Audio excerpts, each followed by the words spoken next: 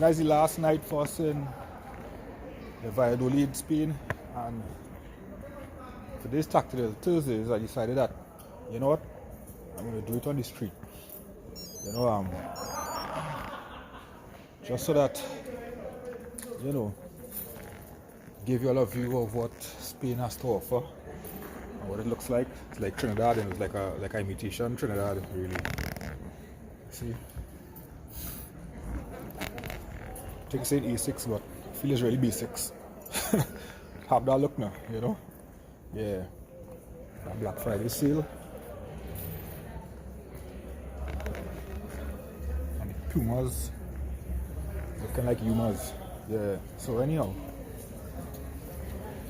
without straying too far, so tonight's Tactical Thursdays, I want to talk about guidelines for survival.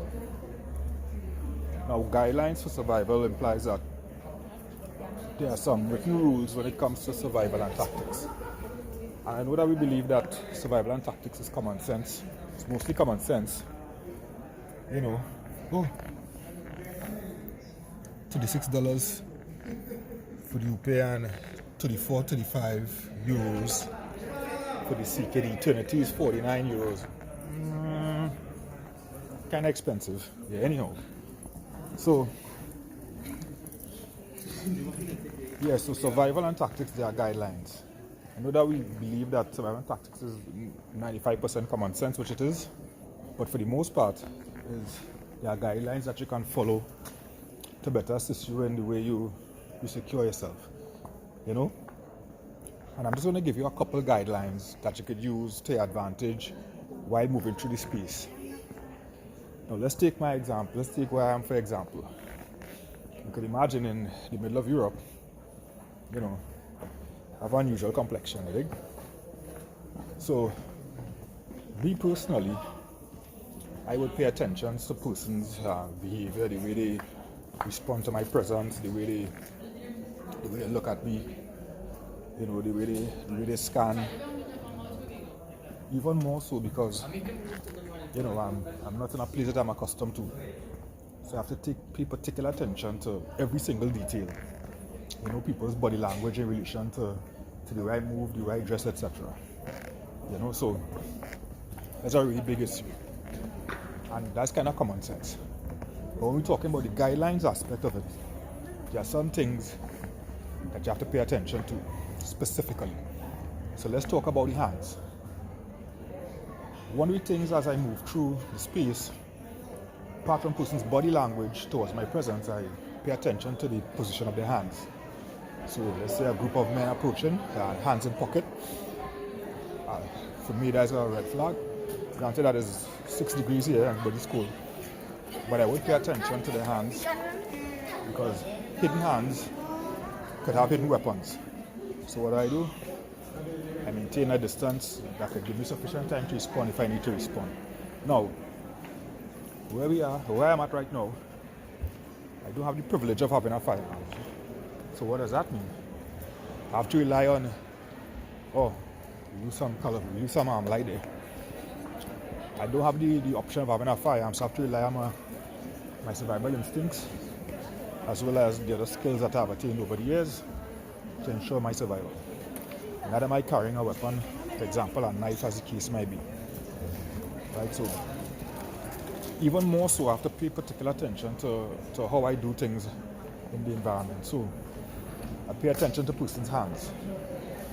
That's one of the guidelines. I'm just going to give you a couple. I'm going to give you about 3. Secondly, is the person agitated? How do you tell if somebody's agitated? Is the person emotionally disturbed or angry? How can you tell if somebody's angry? By the things they do, by the things they say. They stand with one leg slightly back, one leg forward. You could almost tell based on the person's behavior whether they're agitated or not. If someone is agitated, you create distance between you and them. And once you create distance, it means that you give you sufficient time to respond if you need to respond, in whatever way. So the second aspect of it is the person agitated, the person observing you, paying particular attention as you're agitated with you. So another two guidelines for survival is person wanting to get too close to you. So you know you might be traversing the street. I just see persons, you know, you veer a particular direction, and the person heading in the opposite direction, you know, they start to veer towards you to get closer. And so they want to get too close to you. That's also one of the guidelines to look out for. You know, because that's unusual behaviors or unusual movement that you'll be moving away from them and they're trying to get closer to your position. So it's like the closing distance, you know. That is one of the guidelines for survival. Now, there are many more guidelines. Our survival and tactics online course, we go through all these aspects of survival and tactics, the common sense side of it, the scientific side of it. And you know, we try to encourage persons to sign up. This course is $500, it's an online course. Of course, this course we also tailor to specialist sections, to security personnel, where we go a lot more hands-on other than on the online. It's just a small aspect of it. But for, you know, anybody who is on a budget, we do our online course. Yeah, so sign up for it. $600. Go to our website, hubristtactical.org. On our registration page, you'll see our survival and tactics program. Sign up for it, and you know, we'll communicate with you. We'll have a conversation, and we would tailor make a course for you based on what it is you're looking for. You know, so right now I think I'm in the main plaza in Valladolid, where they have music stores. You know, a lot of activity. People generally start to operate late around here. Stores open late. They open early in the morning from 8. Then they close around midday. And then we open like around 6 p.m. until around 9 or 10.